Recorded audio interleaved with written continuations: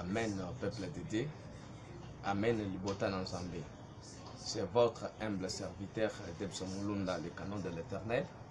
Naza na esengo makasi ya kotelema liboso ya ba papa, ya ba mama, ya bilenge basi, bilenge mibali, bana mike. Pona ko partager na bino boyebi o Nzambe atenga na motema. Yango Nzambe nanga apambola bino. Yo moto zwi mokano ya kolandanga mokolo lelo. Yebete lipambole eza na nzela na yo.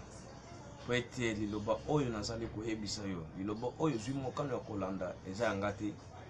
Mais eza ya mokili na yo. Yango na lobi ete mokolo mapambole apambola yo.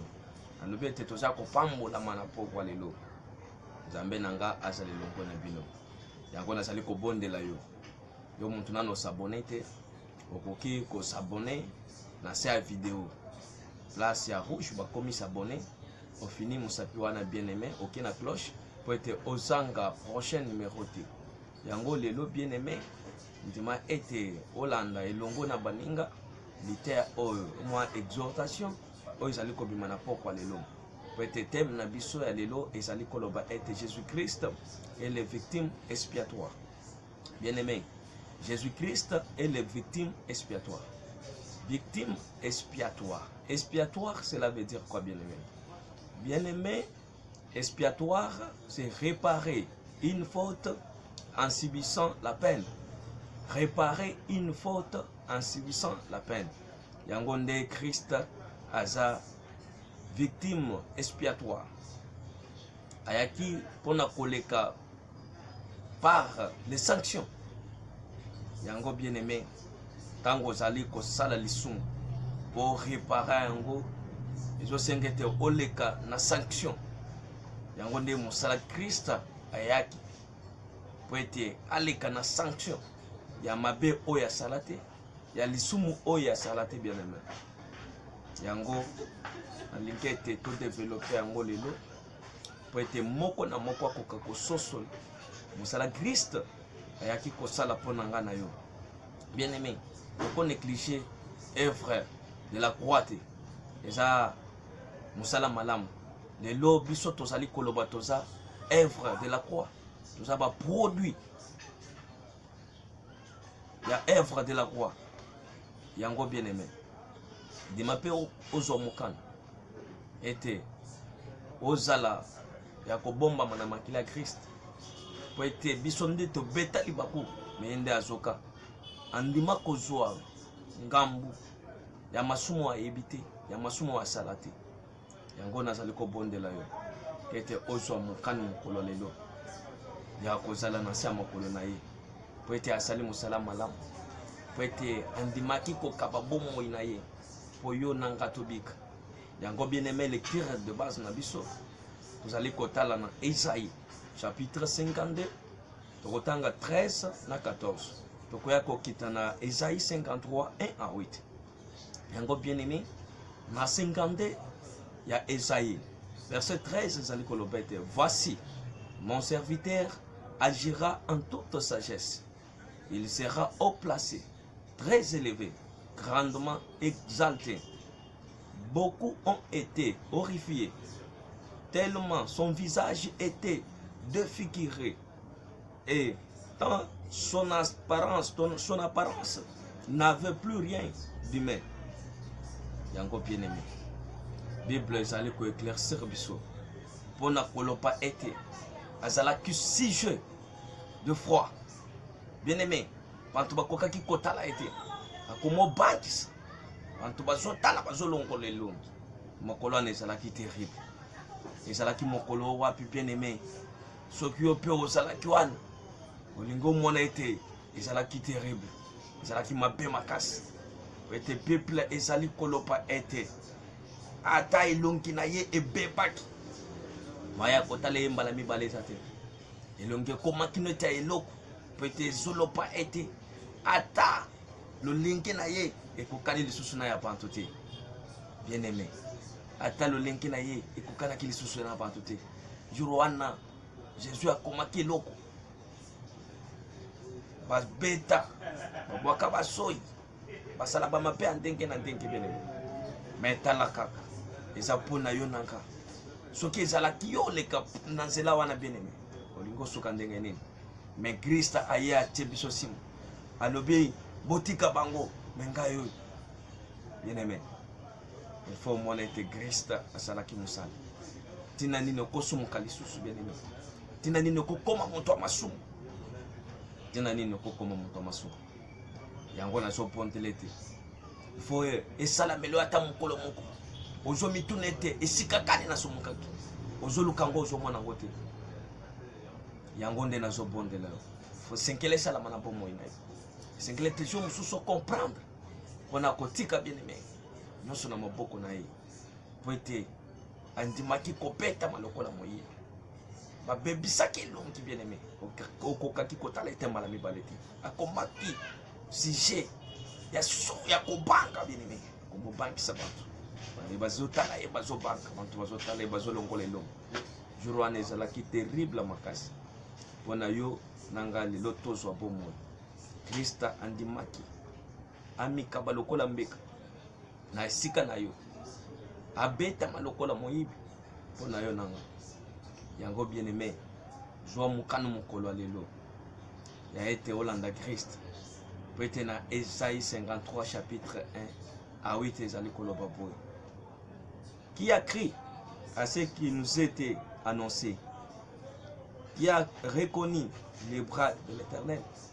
Nanda ndimelaki na oyo bayebisaki biso nani pe amonaki loboko ya nguya ya Nzambe yango bien aimé jour wana bantu bamonaki neti eza événement moko ezali koleka mais ezalaki mosala o biso lelo tobimi ba produit ya œuvre de la croix andimaki komema mikumba na biso andimaki komema masumu na biso mokolana na ekulusu yango bien aimé na verset 2 bazali koyebisa biso ete il s'est élevé devant lui comme une faible plante, comme un rejeton qui sort d'une terre desséchée.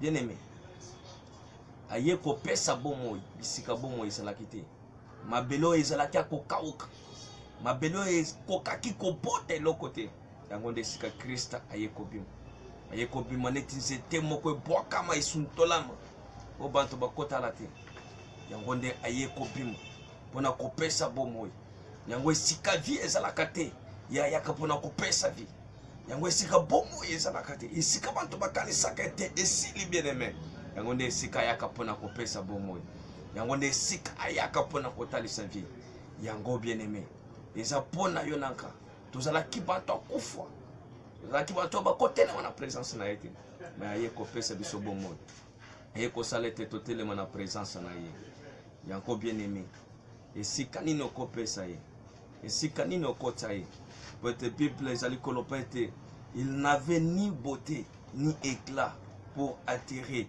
nos regards et son aspect n'avait rien pour nous plaire. Bien aimé, azalaki ata na beauté te azalaki ata kongenga te po ete abenda biso bible ezali koloba ete ata lolenge na ye ekosepelisa bantu te seke mokolo wana moto akotala mbala mibale te bato babandi otala bazolonkola bilongi moto atali alobi akomaki eloko asomo eloko ezopangisa yango nazoyebisa yo ete mosala esalamaki na ekulusu bien aimé eza mosala moko ezolekela biso yango nde ezosala ete lolenge kani tokozonga na bomo ya mabe ya masumu soki lwa ezalaki ezali kokondane biso me lelo tozali kobika na ngolu na ye andimi ete atikala intermédiaire entre Dieu et les hommes. Bien aimé, soki sanction ezoya ezokuta Krista na katikati yende andimi ete amema mikumba na biso yende andimi ete amema pasi na biso yango eloko nini okopesa na retour yango eloko nini okopesa na retour nazotuna yo moto osali kolandanga bomoi na yo ezali liboso na Nzambe lolenge nini omikambaka liboso na ye po ete bible ezali kocontinue na verset 3 ezali koloba ete méprisé abandonné des hommes hommes de douleur habitués à la souffrance semblable à celui dont on détourne le visage. Nous l'avons dédaigné et nous avons fait de lui aucun cas. Ils en ont monté à qui paquete. Ils en ont monté à yebakete. Onde mwana na Nzambe. Sima ya konyokola ye, sima ya kobeta ye. Bien aimé, de bailler ko comprendre était réellement cet homme est un fils de Dieu. Bailler ko lobana suka ya kobeta ye. Ezana ba soda mosusu bien aimé. Babongola ki mitema jurwana. Sima ya komona mbikako ko salam na liwa na ye. De bailler ko lobete réellement azalaki mwana na Nzambe. Yango bien aimé. Tant que bikamo ko banda ko salama na bomo inayo. Nde bantu bakondimete ozalaki na Nzambe. Mais na moment ozo mata ozo kita. Ozo gêner ozo lala na bangomba. Ezana ba mususu bazocho la. Ezana ba mususu bazocho ataka mo côté. Mais jour wana nde ba comprendre que te muntu azalaki na Nzambe. Muntu azalaki mwana na Nzambe. Yango nde balo Bible ezali kolopete. Mokolo wana muntu akotala yemba la mibale te. Ata baleki nzela bazotale balongole longi balobi te. Tokomona eloko boye te. Po ete abetamaki bien aimé. Mbunzu na ye elongi na ye echangeaki akomaki eloko bien aimé. Azalaki lokola image ya bantu te. Soki otali ye okoyeba ye te. Nyonso wana eza ete apeso bomoi. Nyonso wana eza ete lobiko ekota na ndako na yo. Yango bien aimé. Na verset 4, Bible ezali kolobete, cependant, ce sont nos souffrances qu'il a portées. C'est de nos douleurs qu'il s'est chargé. Et nous l'avons considéré comme puni, frappé de Dieu, humilié. Jourwana ezalaki somo bien aimé. Jourwana ezalaki mokolo moko tokobosana te. Ete ezalaki événement moko bien aimé. O muntu akosupporte te. Soki eza ete nga na yo toleki na nzela wana nayebi te lelo tokozala nini. Nayebi ete lelo tokozala wapi bien aimé. Kasi lelo tozobika na ngolu. Tozobika na makila oyo etangamaki na ekulusu bien aimé. Po ete andima komema mikumba na biso. Amema bamasumu na biso bien aimé. Lelo tozali kobengama basantu. Lelo tozali kobengama bana na Nzambe. Wana musalo esalamaki na ekulusu. Wana musalo andimaki ete asala bien aimé. Yango nde na verset 5 ezali koloba ete. Mais il était blessé pour nos péchés, brisé pour nos iniquités. Le châtiment qui nous donne la paix est tombé sur lui. Et c'est par ces meurtrissures que nous sommes guéris. Verset 6. Nous étions tous errants comme des brebis. Chacun suivait sa propre voie. Et l'Éternel a fait retomber sur lui l'iniquité de nous tous. Bien-aimés. Jourwana mutu na mutu abando sala makambo na ye. Mutu na mutu abando landa nzela na ye. Mais tata likolo andimaki ete azwa mabe na biso nyonso ekweya likolo na ye. Yango nde Bible ezali koloba ete le châtiment qui nous donne la paix est tombé sur lui. Bien-aimé, olingaki onyokoma po ete ozwa kimia. Mais Christ andimi ete afuta na esika na yo. Mokolo anakangaki na ekulusu ete tout est accompli. Afutaki nyongo ya masumu na yo. Ata iloko moko ezangaki te. Ata iloko moko etikalaki te. Yango bien aimé. Na verset 7, ezali koloba ete il a été maltraité et opprimé. Et il n'a point ouvert la bouche. Semblable à un agneau qu'on mène à la boucherie, à une brebis muette devant ceux qui l'attendent. Et il n'a point ouvert la bouche. Sima kobeta ye, onyokola ye, afongolaki ata monoko te. Amipesaki lokola meme. Obazo kende koboma bien aimé. Yango esengelaki ete makila etanga. Po ete masumu na biso elimbisama. Mais andimi ete apesa makila motu. Andimi ete apesa bomoi na ye. Amikama lokola sacrifice. Na esika na yo bien aimé. Nino kopesa na retour. Esengeli ete na mokolo lelo o comprendre que ete touti mosika bien aimé. Lelo Nous a produit l'œuvre de la croix. Yango eza na moto mosusu te bien aimé. Akofela kibiso. Yango bien aimé. Totika la ba fanatique ya bantu te. Tokoma ete ngana za ya tel, ngana za ya tel te. Yango esengele te Christ azwa esika na ye. Esengele te Christ atomba na mitema na biso. Esengele te Christ a régné na bomo ya moko na biso. Yango bien aimé oui te ezali koloba ete. Il a été enlevé par l'angoisse et les châtiments. Et parmi ceux de sa génération, il a écrit, il a été retranché de la terre des vivants et frappé pour les péchés de mon père. Agno komaki pona masumu na biso benene. Parce que Christ agno komaki na ekulusu eza pasi sengele te ngana yo to monde benene. Po ete mbiso nde to beta libaku meyende azoka. Benene. Amemangam ya masumu ya salate. Andima kufela yo. Alobe tete ye azonga sima mengana mipesa na esika na ye. Nini okopesa ye. Nini okopesa ye. Yango na sopondela yo te. Kozala lisusu moto ya masumu te. Po ete bien aimé. Esengele te ofuta masumu na yo. Mais Bible ezali koloba te. Le salaire du péché c'est la mort. Olinga ki okufa. Yango ndi Christ aleki na nzela wana. Po ete akufa. Po ete asekwa mpona bomoi. Akufaki na nzoto. Mais asekwami na molimo bien aimé. Lelo aza na bomoi. Yango oyo moto ozali kolanda nga. Zwa mokano ya kolanda Christ. Ya kotika mabe. Ndima ete okaba bomoi na yo na maboko na Nzambe. Yango bien aimé. Zwa mokano mokolo lelo. Yango nazo lancer appel. On a kobenga yo moto nano ndimeli Christ te. Esika nyonso zwa miete. L'état n'est plus. Boye na ye et surprendre yo te. Mais mi bongisa avant. Ete okutana na ye. Ete Christ azali koluka yo. Apesaki makila motui. Lelo aza intermédiaire entre Dieu et les hommes. Bien aimé, aza victime expiatoire.